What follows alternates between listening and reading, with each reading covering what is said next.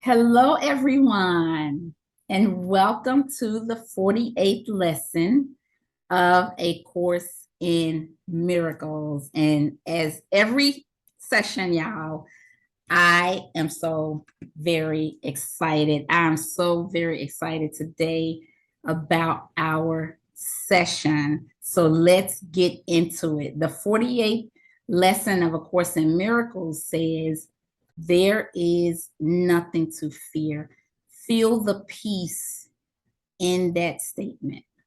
There is nothing to fear. And our guest today, y'all, is here to tell us that even during the illusion of death, there is absolutely nothing to fear. We're still surrounded by our guides and our angels, and we're still around loving beings. So I'm elated, everyone, to introduce you to our beautiful guest today. Her name is Amber Celestial Angel. And yes, the name says it all. Amber has beautiful divine feminine energy and has connected with incredibly loving beings such as Mother Mary and high vibrational angels, archangels, and ascended masters. So Amber comes to us with many, many gifts and talents and abilities. She is a certified angel intuitive practitioner. She is a medium, an angelic life coach, a doula, an animal communication guide. She communicates with animals, y'all. She's also a divine mother keeper. And yes, she has had a near death experience during the birth of her third child, which enabled her to step into her power completely.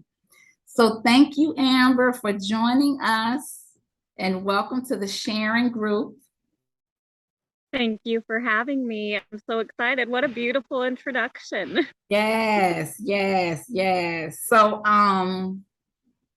Amber, you have had such a rich experience with everything you've gone through in your life. So, if you don't mind, I wanted you to start out by telling us about your childhood, because much of your childhood experience speaks to a lot of the things that I teach on this platform, that we are conditioned into smallness when we are children, and our voices are dismissed and shut down if we express our powerful intuition. A lot of times we're told, be quiet, you don't know what you're talking about. And so as a child, I know this happened to you. And so I wanted to start out with that, if you don't mind. Yeah. Well, I'll start with my parents weren't really around. My mom and dad weren't really in my life when I was younger.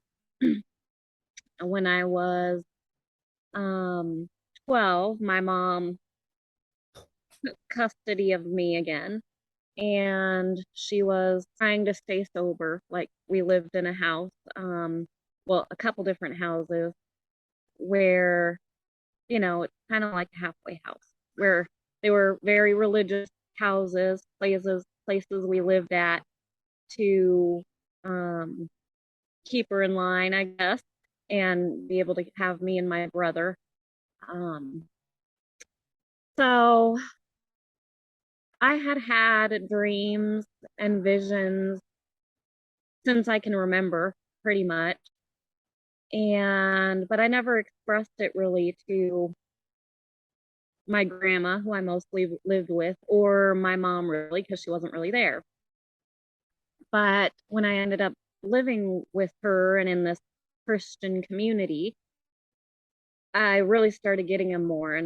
Well, I was probably 11 or 12, and it started really happening a lot more. It was like, I guess, a bit of an awakening in a way. But I was so young, I didn't understand it. But I felt like I could share this, express this with this community and my mom. And well, it was a mixed bag. There was people would say that that's the devil talking and that's not real. And then others would come to me asking me advice, like asking me if I can speak to their past loved one or like what's going to happen, like kind of future stuff. And I'm like, I didn't know how to deal with that young. And my mom in particular, also, she was very negative about it, saying I just did it for attention. And so my experience was very not good when I was young. I didn't know what to do, so I just shut down and I didn't tell anybody about it anymore. It still kept happening, but I just kept it to myself. And as I became a teenager, like when I was older teenager, later teens, um, I decided to share those things again and tell people, friends, and then I was adopted by my grandparents. So then, because she fell back into the old things, and so then I was with my grandparents, and I felt I could share with them, and I could, and so I was in more of an open. That side of my family was more open, so I could share those things, and so I was more open to that and exploring during that time. And then in my early 20s, I got pregnant with my first son, and I kind of felt like I still didn't know what it was, what I have, being a medium, being a visionary, seeing things, prophetic things. I still didn't know like what that is. I just know I had dreams and I had visions, and well, it kind of scared me again when I had my first son. I thought, I don't know what this is. And, being raised mostly Christian, and then during teenage years, later teenage years, not atheist, but just, I would always just say, I just don't know. And then I kind of felt bad about the way I was treated by the Christian community. So, in a way, I held a grudge at one point. Um, and I just didn't know. Um, I'm not like that now. I'm very just open to anybody, whatever you believe. But, that was a phase for me. And a lot of people go through a phase, I feel like, questioning things. So, yeah, I had shut it down again once I was pregnant with my first son. It freaked myself out. I didn't really know what to do with it. It still was happening, but it's kind of like anytime I'd say turn it off or shut it off, it still happened, but not as much. It's like it did not happen as much. So, Yeah, yeah, that's what I was going to ask. Did you experience a difference in how much you received information when you kind of were afraid and shut it off, as opposed to when you were with the grandparents and you felt safe enough to open? Did you find that more information came to you at that time? yep, yeah, there was a difference. It still, like I said, never really went away, but it definitely, when I shut it off, decreased the visions and dreams. Yeah, Okay, thank you for sharing that. Again, often we talk about, I've been guilty of it myself, where my daughter was like, she woke up and was like, Mom, I saw a man and he looked dead at the end of my bed. And I'm like, what am I seeing? And my first thing was, well, you were asleep. You were still asleep.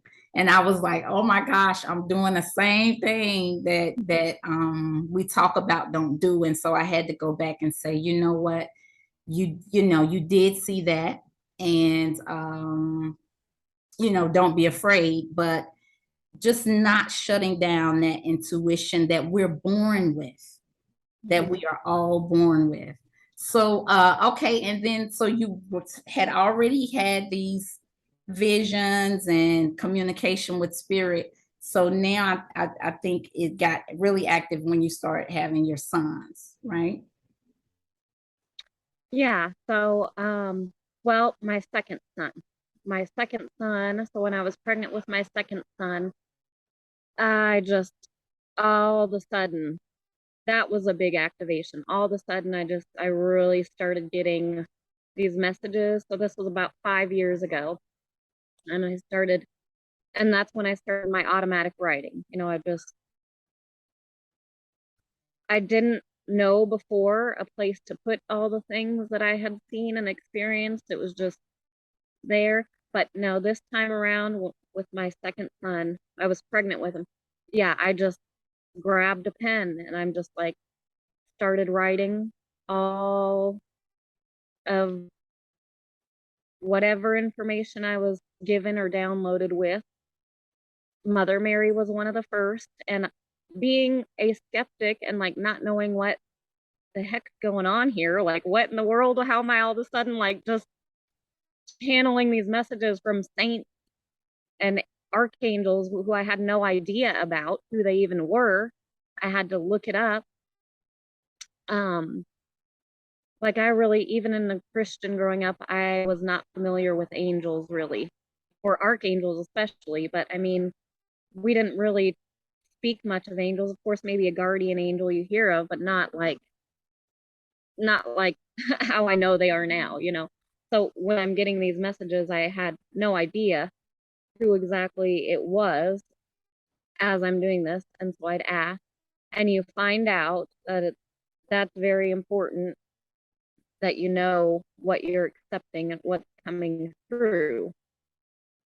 And so that was one of the first lessons that I had to learn. Like, okay, this has got to be a higher vibrational, I don't know how you want to call it, being, energy that somebody allows through. So that actually was when I first woke up to it. Just it just started happening. And then I got pregnant almost right away with my third son. Um, and then that's when that pregnancy was hard. I was depressed. I shut everything down again. I wouldn't allow messages to come through. It freaked me out kind of once again, or I didn't know what was going on. I mean, I'd still get them. It was like, because this time it was like a push.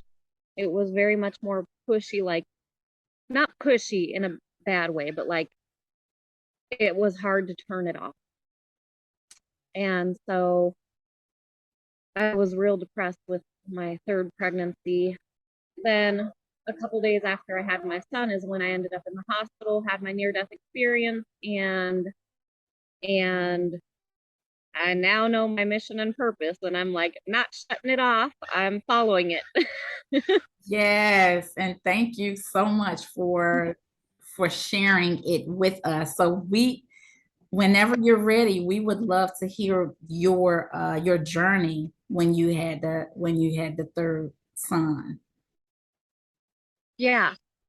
So, I had postpartum preeclampsia. I'm pretty sure it was preeclampsia. I knew there was something wrong, but the midwife, it was a midwife at a doctor at a hospital. But I knew that there was something off, but she kept saying, no, no, no, you were just pregnant. I'm like, no. But anyway, didn't really listen. So I ended up going to a whole nother hospital, which I'm glad I did. And like I said, those signs and synchronicities really helped me end up at that place, which was, I feel like, for a very good reason. um, so 2 days after I had my son, actually before, because we were in the hospital 2 days, and it was 2 days I was home. I had a long nap, which wasn't like me, and I felt like this massive headache. Well, my ex, my ex had to come in and wake me up. I was asleep for like 3 hours, and I didn't want to get up, and I just felt this peaceful feeling. And I just thought to myself, and I was napping with my newborn, and I just felt like I could just die here, which, you know, looking back is such an odd thing to think, but I did. I felt so at peace. I just felt like I could just die. And he comes in, wakes me up, and I didn't want to get up. I just felt so at peace and just wanted to lay there. But then I'm like, no, I probably need to get up. And so I got up, and not long after, I just had this headache, this splitting headache, and I couldn't see. And then I couldn't see. The light was just, I couldn't see. And so I'm like, I think I need to go to the hospital. Like, I don't think this is normal. I just kept trying to talk little signs into being normal, but they weren't.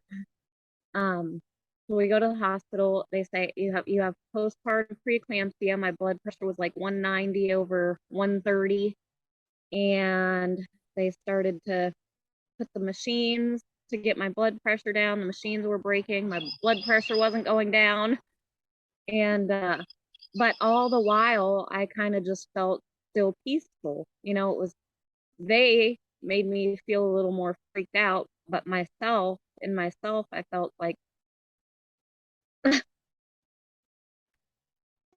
maybe I'm gonna die. I don't know. But I feel good. I like at peace.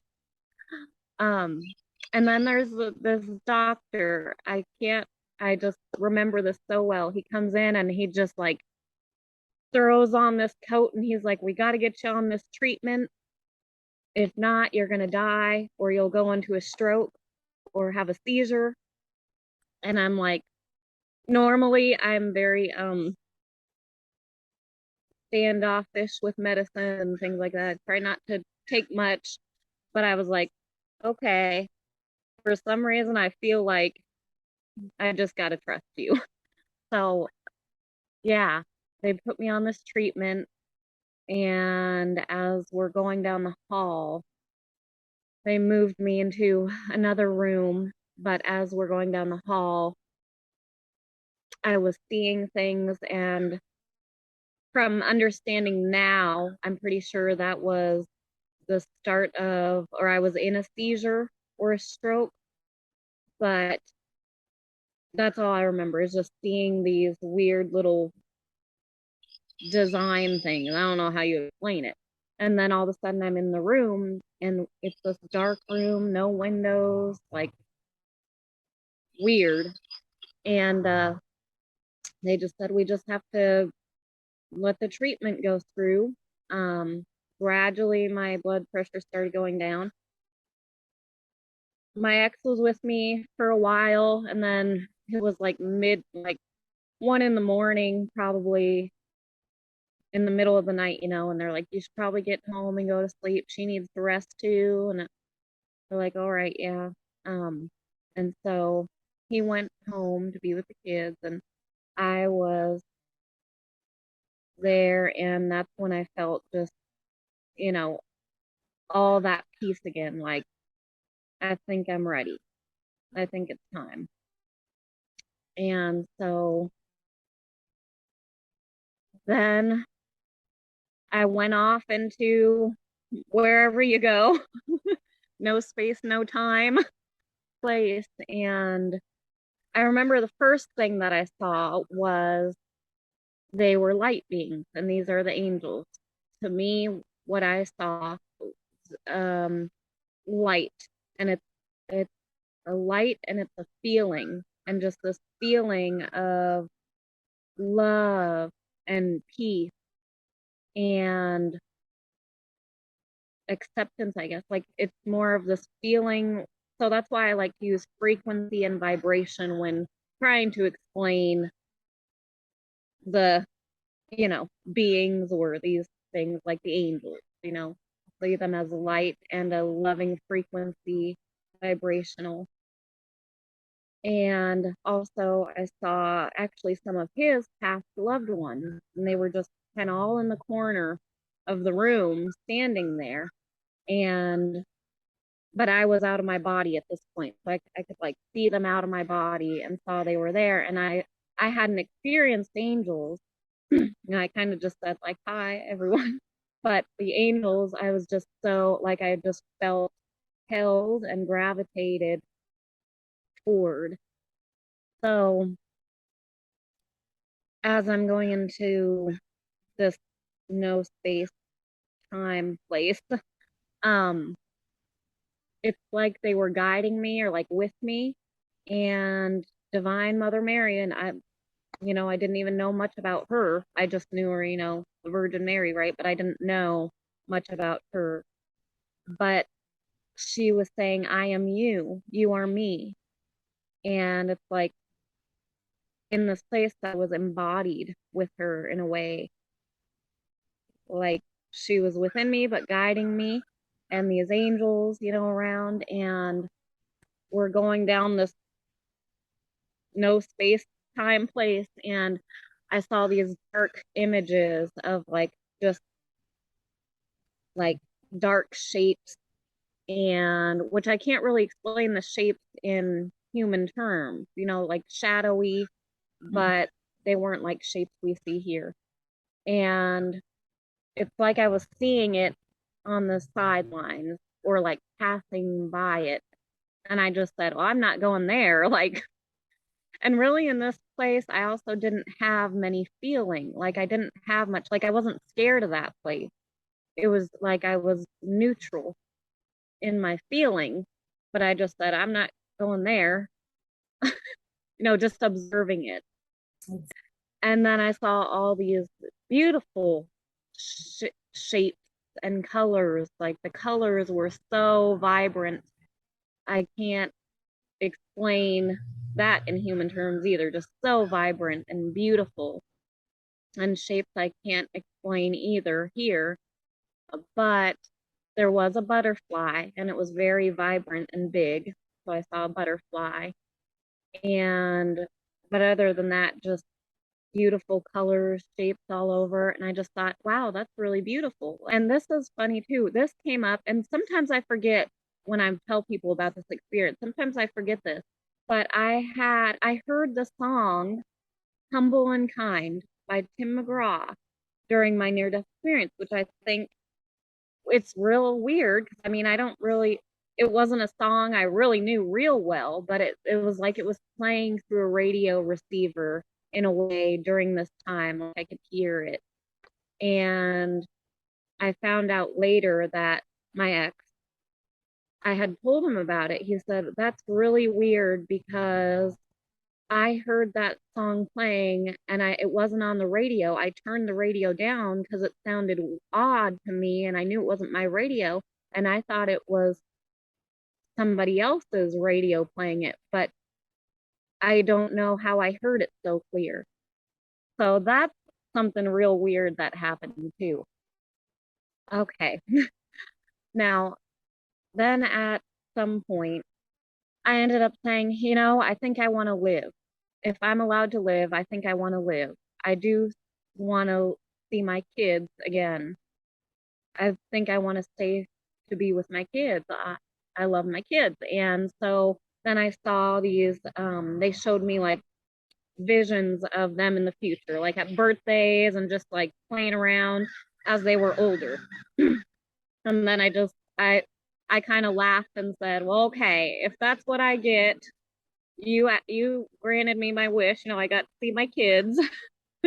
So I guess I'll be grateful for that. And if it's still my time to go, then I guess I'll go. But I would like to stay. But okay, I understand. So I feel like even in that time that like showed me gratefulness, that and like I would be happy with just that if I would have ended up having to go. So Amber, let me ask you. So when you started feeling, so you were feeling bad, you were at home, you were sleeping a lot, and you thought, I need to go to the hospital. When you went to the hospital and you started feeling this sense of peace, do you think that is at the moment when your body actually, I don't know, I don't want to use the word flatlined, but is that when your soul just kind of went out of your body? Because I know that is a common thing that near death experiencers say is that they're in just complete bliss. But would you say at that point your body had died? I think it was a little later. I feel like, when I was laying in bed in that piece, I was still like, I could feel my head. I could feel things. So I guess maybe in and out of this state. And Gotcha. then as I went to the hospital, I felt the same. Like I felt at peace, but I saw my surroundings and saw the people kind of freaking out. And so I felt at peace, but I think it was more like in and out. And as I remember, like I said, then they wheeled me down to this other room and I was seeing these things. I feel like I was kind of in and out during that time until finally I was out. And Um, at that point, you realize you were on the other side of the veil. And I guess maybe you were presented with the option of either staying, on the other side or staying here in the physical realm. um, well, what was the first part of that again? So I know at a certain point you had decided, you know what, I would like to live. So I guess Yeah, I'm wondering if you were presented with the option, if somebody said, well, you could stay or leave if you want to, kind of yeah. thing. No, I don't feel like it was like that. I feel Mhm. like really I was just surrendered and I said, okay, if I'm meant to stay, I'll stay. And if I'm meant to go, I'll go. But I expressed I would like to stay, but and I didn't want that at first. Actually, I was at peace at first.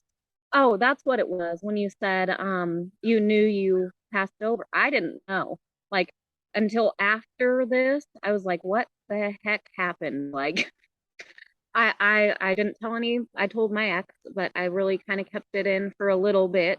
Mhm. But then I also was like, no, but I was also told during this time and shown like there, if you're staying, you need to get on with what you've been born with, pretty much like you have a reason and a mission and a purpose here. These visions, these things that are here are a gift and you need to be sharing them. So that was also kind of shown to me. So I said, okay, I would like to stay and I will do what I'm to do.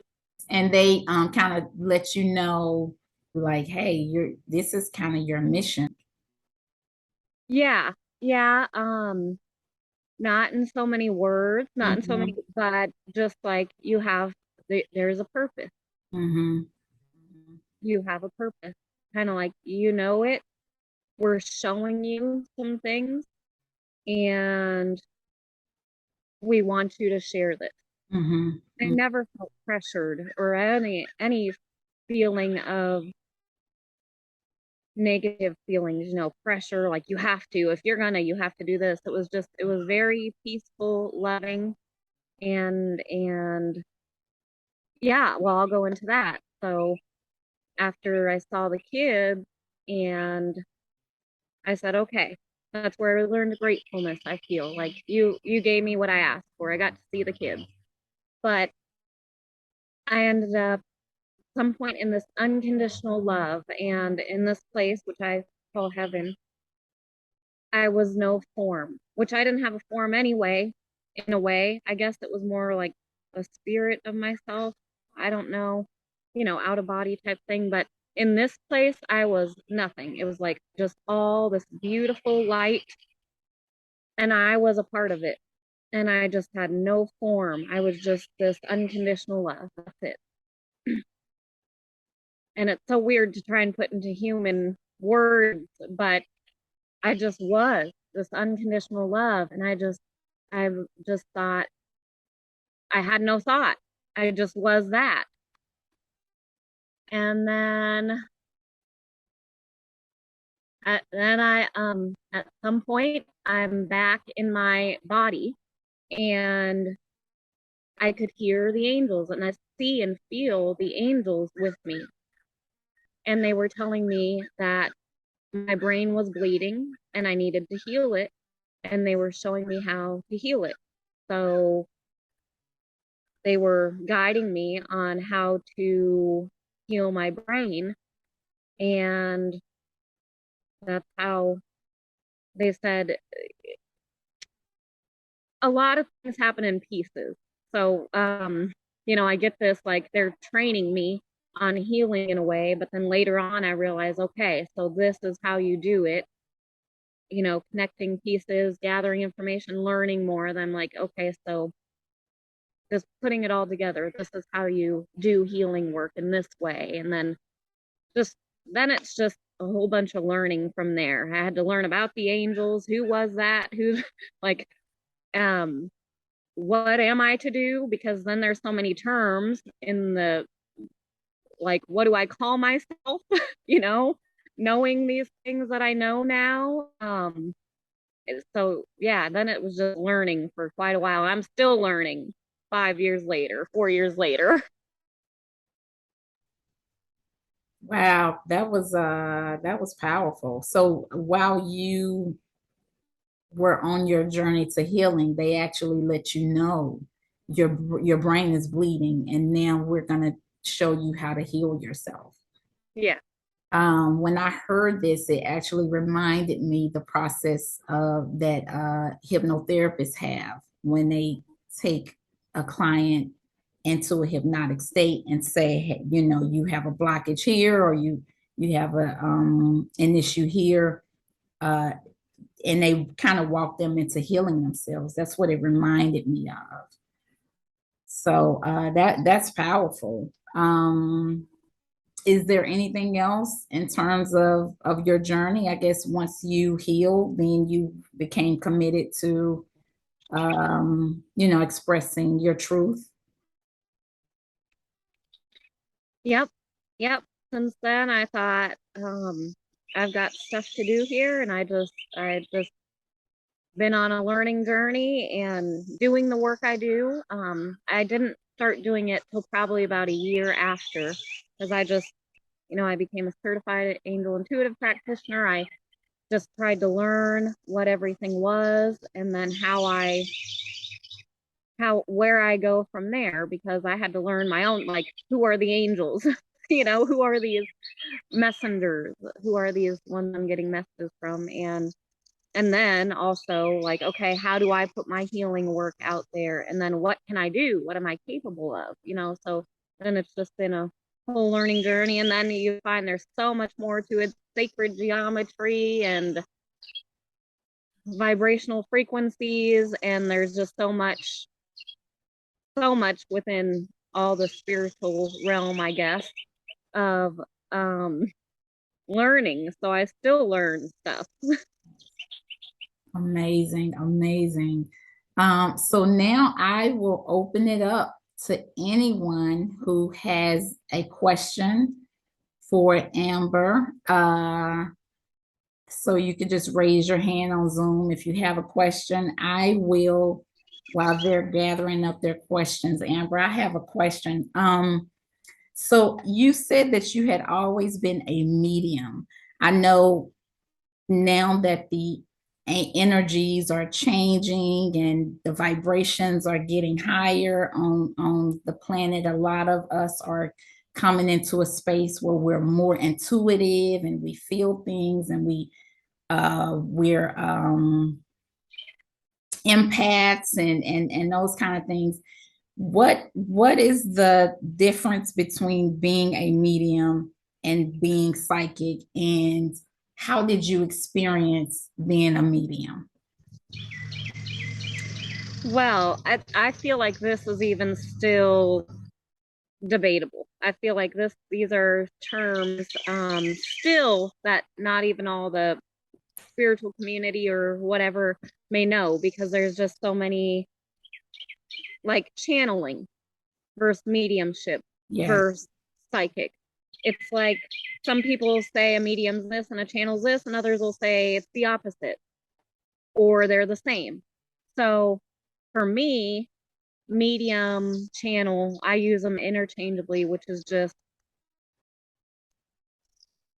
being a receiver from, or for, being a channel. I like to compare it to, like, a radio when you dial in and you tune into a station and then you hear it. Yeah. You receive that information. So that's the way to me, a medium and channel are pretty much the same thing. So it just, to me, it's so interchangeable. It's hard to Yeah. know what one person thinks it is and what another is. Psychic, um, I think psychic's pretty general term, which is almost just, well, see, then there's the other thing. Psychic is almost like a knowing about somebody. Now, how? Clairvoyant, clairaudient, clairsentient, that comes different. What kind of psychic you may be. For some psychics I know don't all know somebody's future, but they can see things about a person Mm-hmm. or within a person, see a past loved one around them. I know that when I had a session with you and my session with Amber was wonderful, y'all. I know that you said my grandmother came forward, and she does every single session I have. My grandmother comes forward, and you were able to. I know you were able to sense her and feel her. I don't know if you were able to see her, but I was thinking that was the difference between being, intuitive and being a medium but like you said, it's the same. It's kind of the same thing. Joan, I saw you had your hand up. Did you have anything? Yes, hi. Hi. I I was wondering as far as how do you, when you're, doing a reading, how do you decipher, your thoughts versus what's coming in, or the sense of just knowing? Well, wow, that's a good question. I don't really think during that time, I feel like I'm just more of a channel, allowing the information to come through, connecting with the person's vibration, connecting with their energy, and it's almost like this synchronistic energy between me, the person, and the divine just kind of flowing through. So it's just kind of a flow of energy, I guess, not really thought. I guess I could put it that way. Thank you. Thank you. And Amber, I guess thank you so much, Joan, for that. Did you have anything else right now? Okay, thank you for the question. And I think it's one of those things where you have to start to trust what comes to you. I've Yeah. heard a lot of psychics say when they first started, things would come to them if they're with the client, and things will come to them. They're like second guessing, like, Hmm. oh no, this sounds really, really weird. They're gonna look at me crazy, but if they go ahead and say it, a lot of times it's validated. So I think it's just a process of just trusting what comes to you, because from my understanding, Amber, we all have intuition, correct? All of Yeah. us have these abilities. And I've, heard that it's like a muscle, right? That you build. And as you continue to work on it, the bigger that muscle gets. Do you have thoughts on that? Yeah, I would agree. I feel everyone is capable of it, in their own ways. I feel like that's where I say if you're clairaudient, hear, sentient, voyant, like see, hear, feel. But I feel, yeah, everyone can connect to the divine and yourself, and you can turn that radio. But it just does have to do with listening to your intuition, knowing, deciphering how you get the information.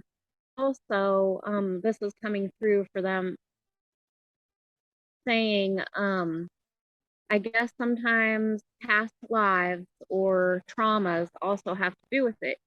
If you're someone who's blocked, that's harder. And maybe it's not your time this time around, So there's so many different things in play, free will of timing, divine timing.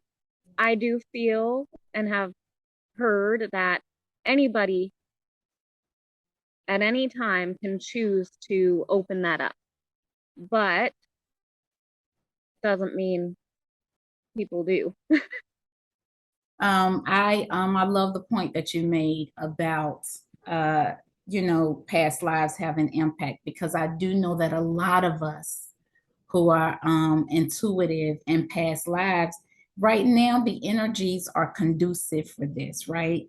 People are more open to it, but in past times they weren't. We know the tragedies, right, and the murders of the Salem witch trials, where if there were healers or people who spoke with spirit, they were demonized and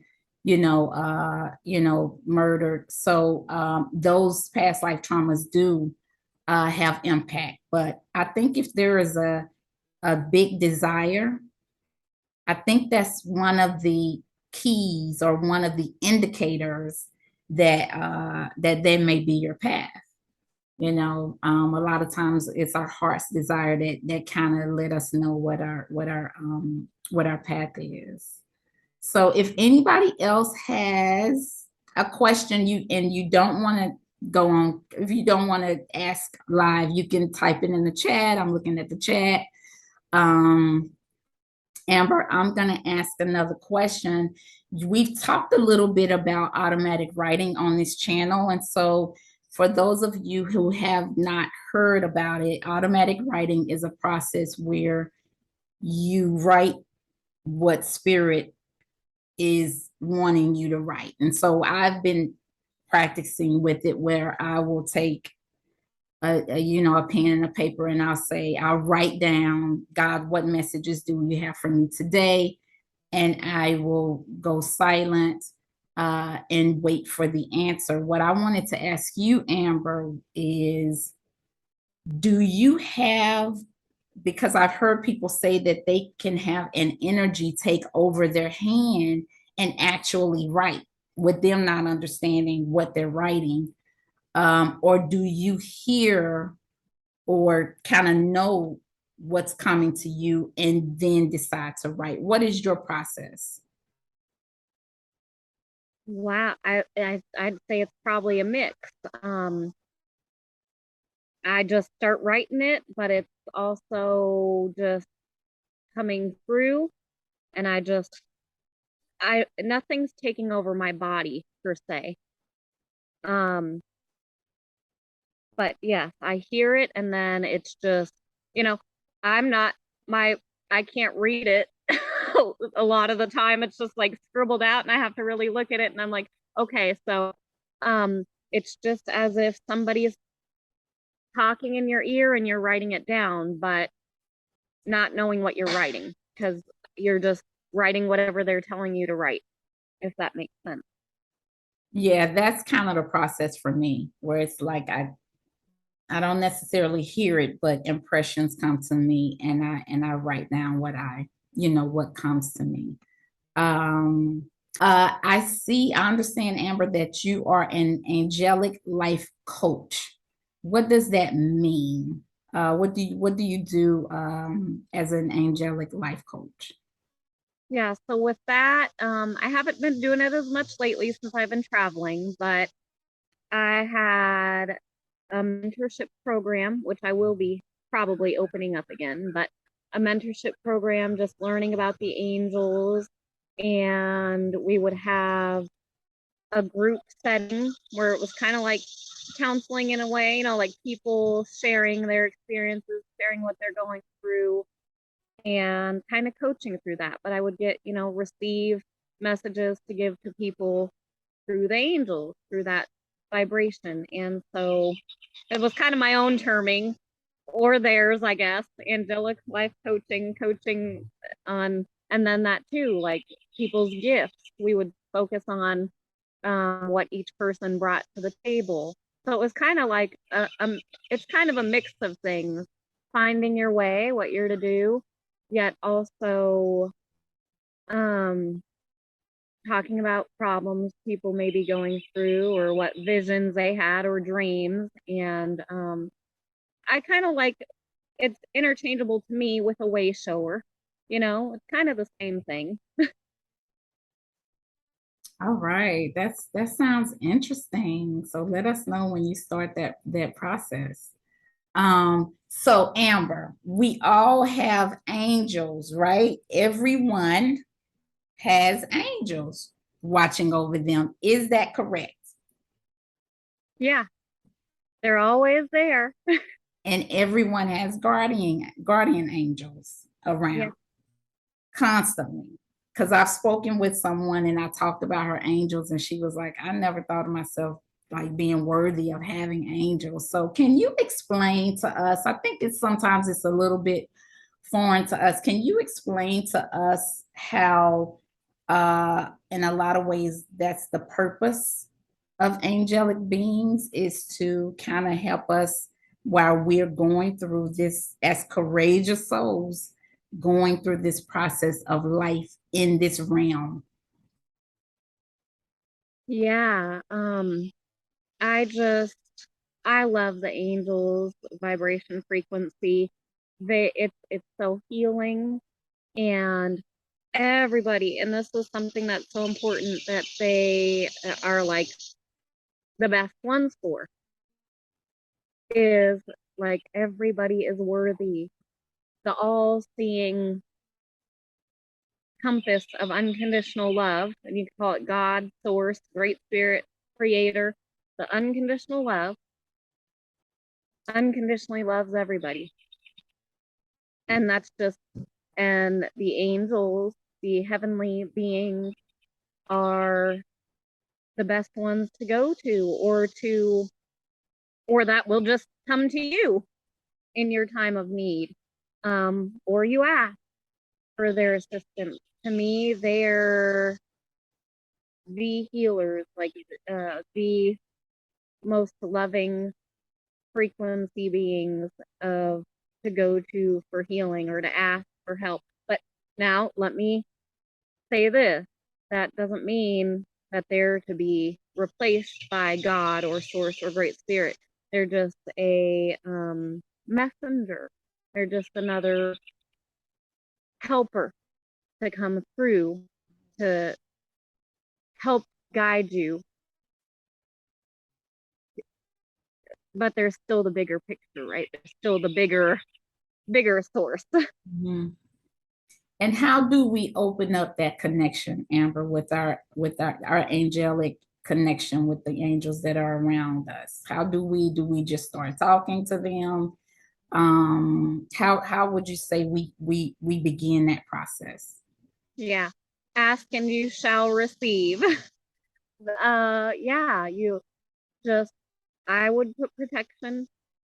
There are other angelic beings, right, that are not heavenly. So for me, you say highest and best, use the terms highest and best, heavenly guidance, divine guidance, in the name of love. For me, always in the name of love. And I know you're coming through love. You're not allowed if you're not. So yes, angels, my heavenly angels, divine guidance, I ask you to come through, help me during this time, show me. I ask for your help, however you need to word it, to come through in the name of love, to help me through this, to show me this, to guide me. Excellent. Thank you. Thank you for that. Um, we've all lost loved ones or had loved ones transition to the other side. What words of wisdom or advice would you say to those of us who are grieving family members or friends who have transitioned, having experienced, right, the other side of the veil? What would you say to those of us who are maybe trying to contact our loved ones, or uh, are maybe worried about how they're doing? What would you like to say to those folks?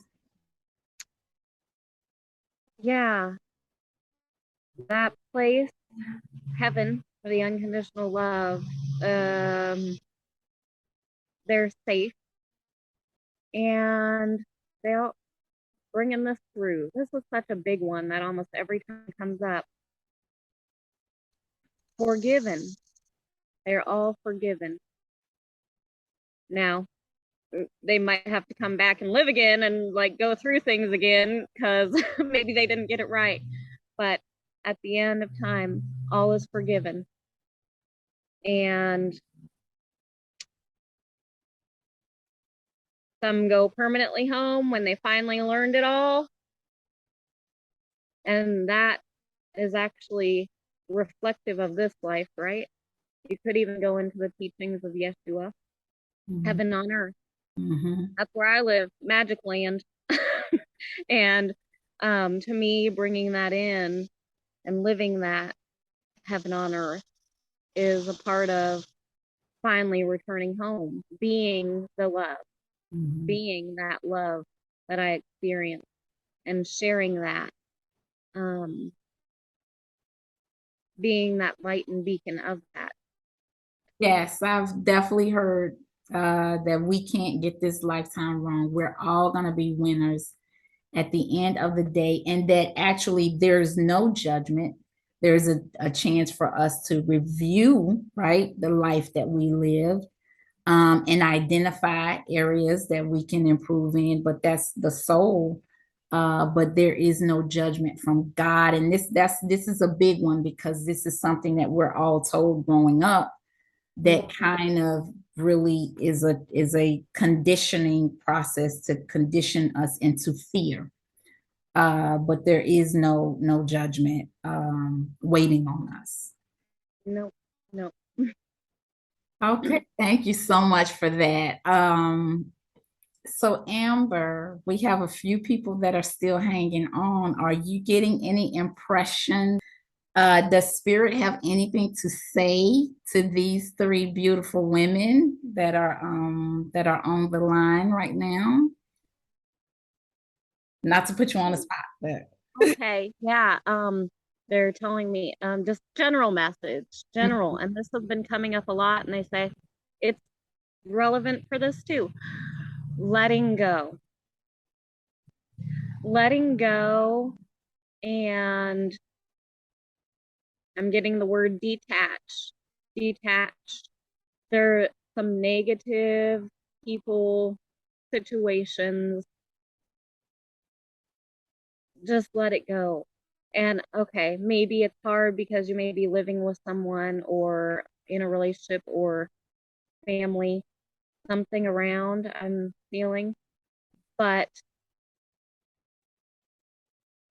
you have to keep going. You have to go your own way. Don't listen to that. Don't let it come in your energy space. It's like there's this kind of dragging down feeling. But you don't deserve it. Like you shouldn't put up with that. And even if you may live with somebody, you may like I'm seeing someone talking on the phone, maybe to a family member or boyfriend or something, just like and just getting filled with this negativity, and they're like consumed by it in a way. And I'm seeing like, no, let it go. Let it go. Whether it's a relationship, family member, like don't let protect your energy and just don't even let them through, but that can be hard. So you might just actually totally need to detach, get away from that person, just stop talking to them, at least until you can work on your energy and stay, because I'm seeing like this person or people want to be in the high vibe, want to be feeling that continuously. And you can, it is possible. But also cutting out these negative people or situations is necessary. And you find when you get on a real high vibrational level, when you start going and you're going up and up and up, like people will fall away and you probably won't have much family. You probably won't have the same old friends. It just kind of naturally. And I like to say it's like because it's making way for the new, and especially the planetary alignments now. It's like a lot of people are going through having to let go of old things to make way for new things. And I promise you they're better. maybe not easy, but it will be better. Nothing's ever easy, you know, it really isn't, especially when you are making your way. And even when you are higher vibrational, you still have things happen, right? But you are easily better equipped to handle them. And it feels more at peace, more at ease when those things do come up compared to being frantic and like, oh my gosh, what, you know, you can kind of have that. But then the next day you're like, okay, I got to go with flow. I got to let go. I also got to act. What can I do? You're just able to process and release it easier. Thank you. That's spot on. That is spot on. I know for a few of us that are on the Zoom right now, we have someone said received and agree.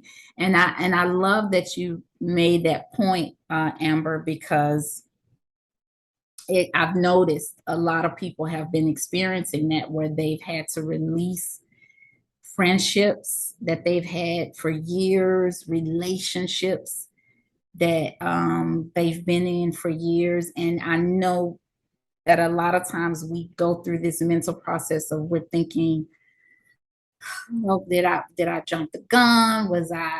Should I have just stuck in there? But a lot of times, if over a long period of time you keep coming to this space where you're not feeling great, and these people lower your vibration, that is the indicator that you have to choose you and be protective of your vibration. So thank you, Spirit, for validating that for us.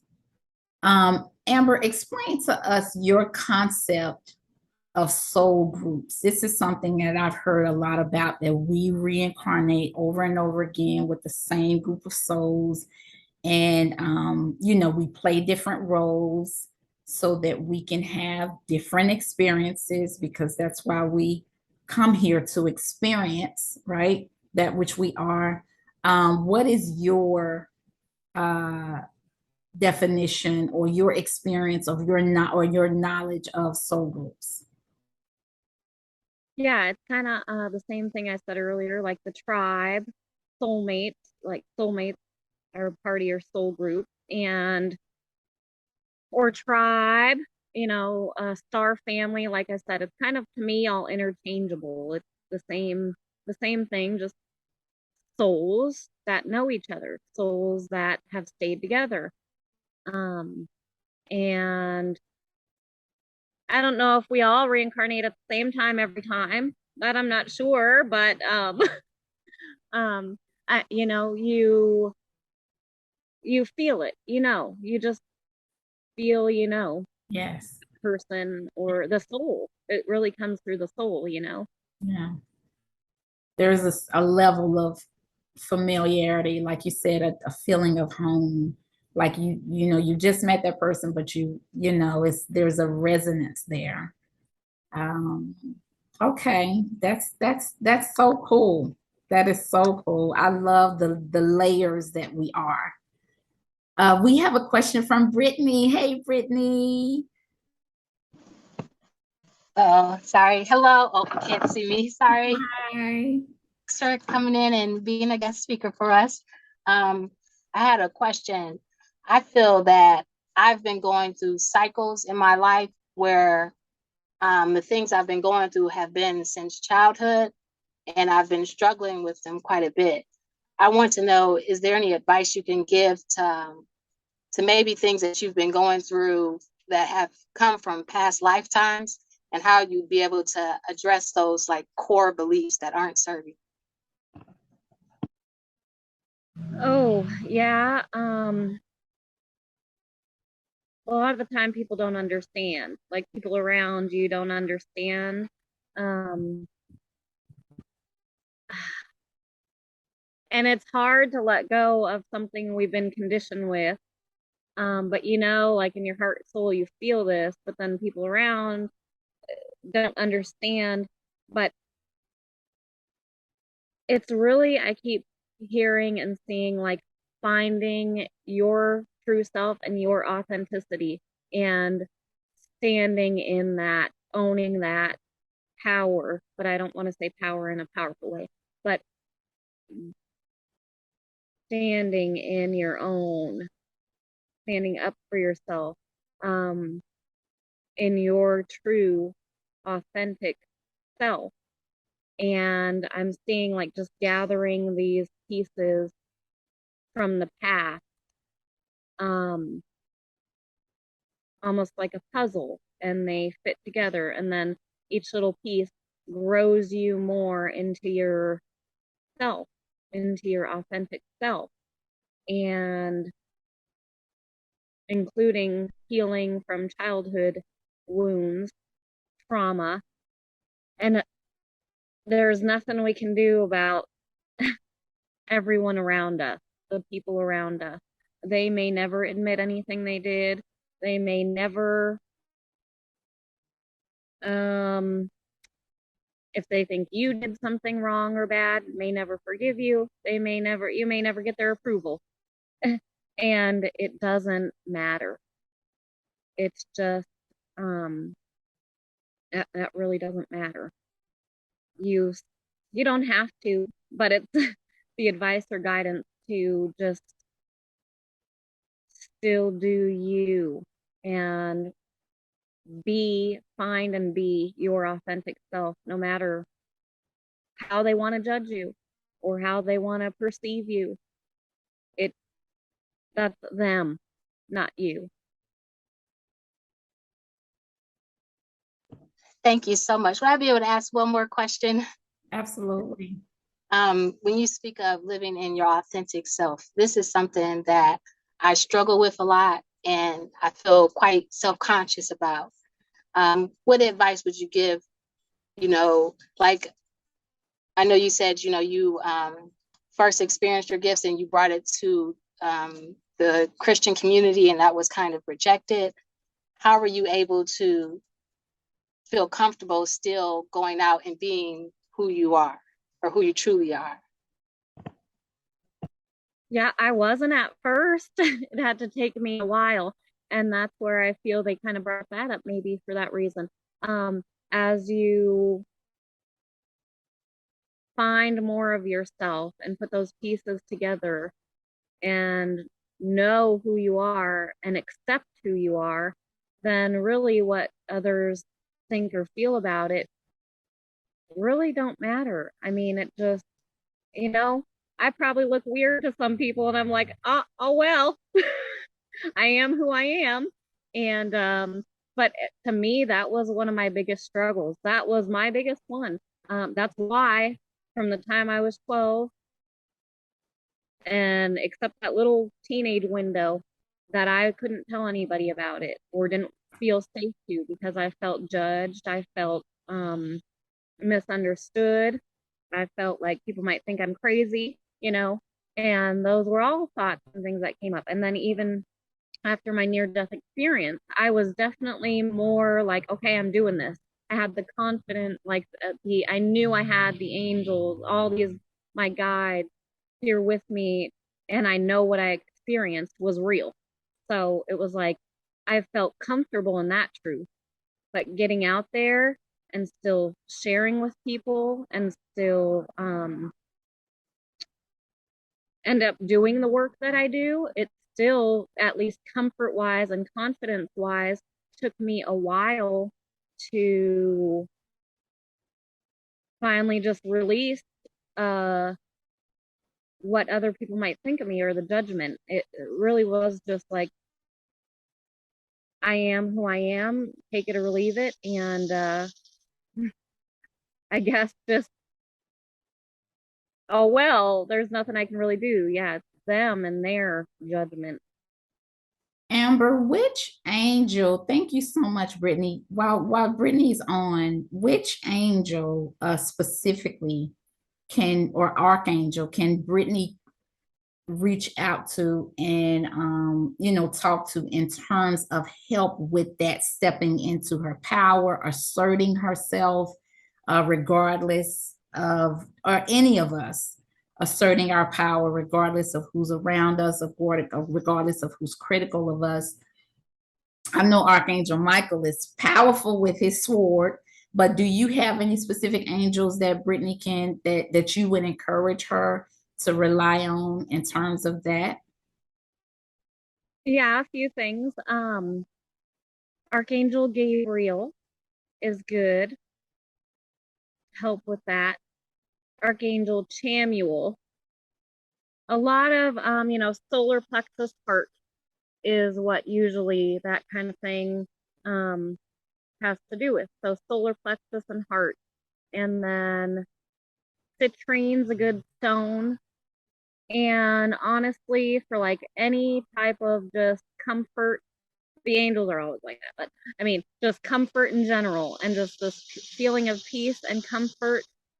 My favorite is still Divine Mother Mary. I just asked her to just wrap your arms around me, make me feel safe, comforted. And Archangel Michael is good for safety too. That's truth and safety, but I just always feel so warm and loved in that space. But yeah, citrine stone and Archangel Gabriel and Chamuel. All right. Thank you so much. And thank you, Loretta. No worries. Love you, girl. Love you. Thank you for joining. Thank you, Amber. And we have a question from Joan.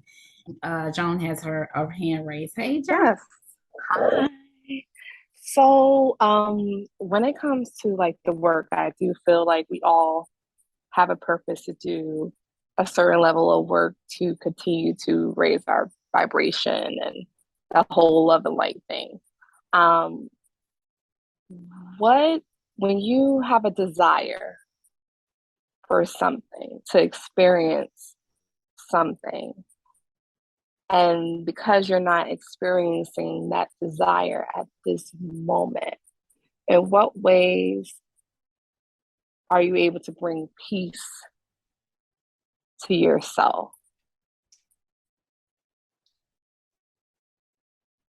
Surrendering and knowing divine timing. Like, I do believe in manifesting. Like, I feel like we can ask for things. To me, there's a balance of that between, and now's a good manifesting time, just so you guys know, this month is very good for it. But to me, there's a balance within this. Most people don't talk about this with the manifesting. But right, there's still, for me, I don't want to control, right? If there's control, I'm not allowing that. I'm not allowing.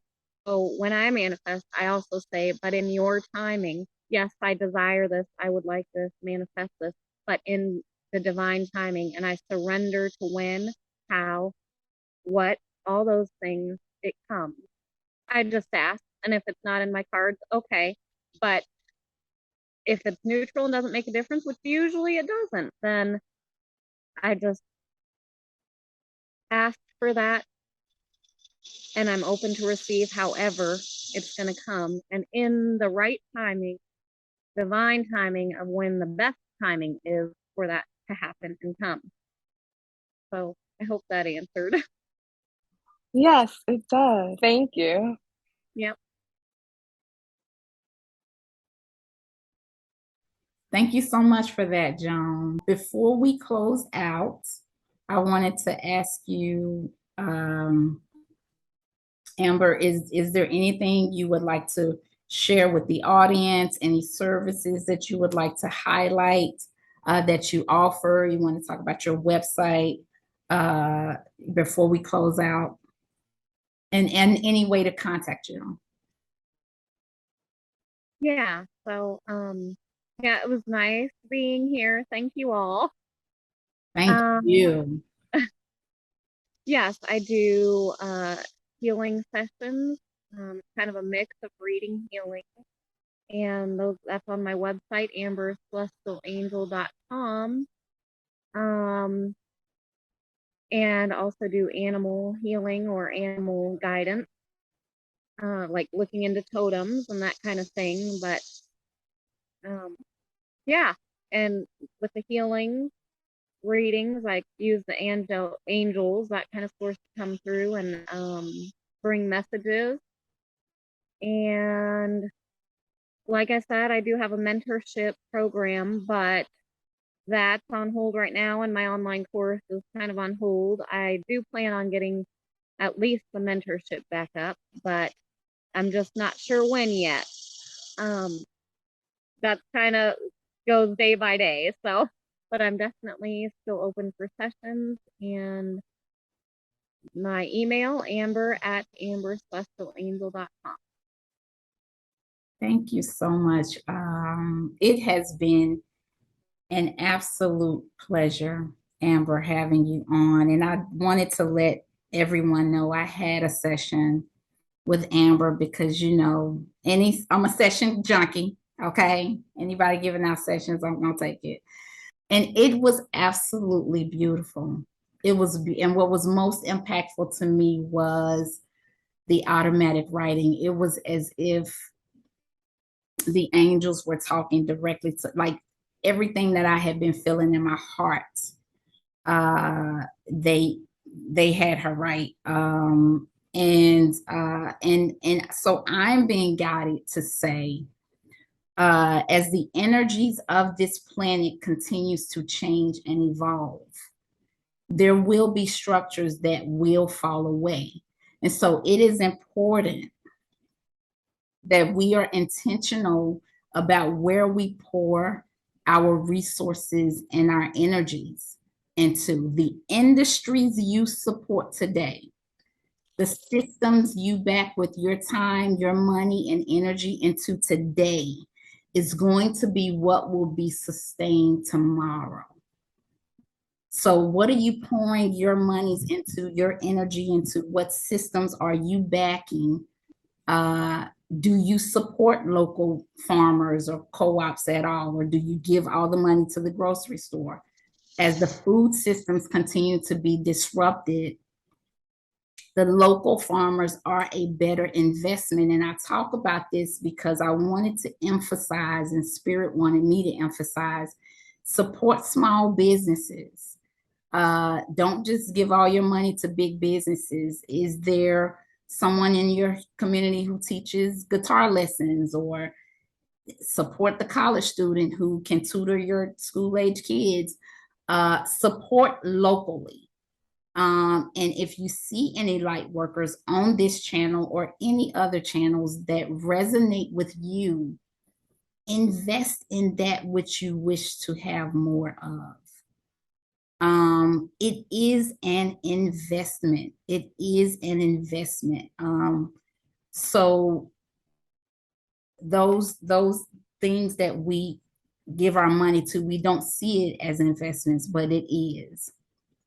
Your dollar, your support is creative, is powerfully creative. So that's important to me. And that's one of the reasons why, you know, if I see, and you know, not only is it an investment in your local businesses, but it is an investment in you. It's an investment in you. And if you find a channel or an intuitive person that resonates with you, give yourself a gift and hear from Spirit. Hear what they have to say. Guidance is always a beautiful, beautiful thing. We've been conditioned to think that there's something wrong with it. We shouldn't do it. And that is not true. That is not true. So I just wanted to say that. And thank you again, Amber, for joining us. It has been such an incredible pleasure. I definitely invite you on again. If you have any other projects going on that you would like to highlight, I would love to have you join us again. Your energy is beautiful. And I definitely am looking forward to a great friendship with you. Yes, thank you for having me. And yes, I love your energy and this whole group. It's been beautiful. And Oh yeah, we're soul family. Yeah, that's what I'm talking about. We'll be yeah, we're gonna have some work to do, I'm sure. I love it. Girl, speak it. Speak it in the universe. I love it. I love it. Yes, yes, yes. My answer to that is yes. So thank you. Love and light, everyone. Thank y'all so much for joining us. Everyone who stops by this channel, it's always a pleasure. I'm always grateful for stopping by. Leave comments. Let me know your impressions. I will be leaving Amber's information in the description box if you wanted to reach out to her, if you wanted to give her feedback on today's session. Joan says, thank you and nice meeting you, Amber. Oh, you're welcome. Thank you. You too. Yes, yes. So definitely, definitely, if you want to find her, I'll have her information. And love and light. I got to do my little heart. I do every time. Love and light. I love y'all. Have a wonderful, wonderful, wonderful week. Talk to you soon. Until the next time. Bye-bye.